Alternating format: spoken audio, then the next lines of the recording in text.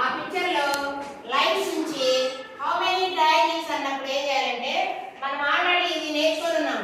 ట్రయాంగిల్లో lines ఇచ్చినప్పుడు already నేర్చుకున్నాం చూడండి. 1 2 3 దీంట్లో హౌ మెనీ ట్రయాంగిల్స్ అన్నప్పుడు 1 + 2 + 3 అన్నప్పుడు 6 నేర్చుకొని ఉన్నాం. కాబట్టి ఇప్పుడు మనము ఈ ట్రయాంగిల్ కాకుండా ఇంతవరకు ఈ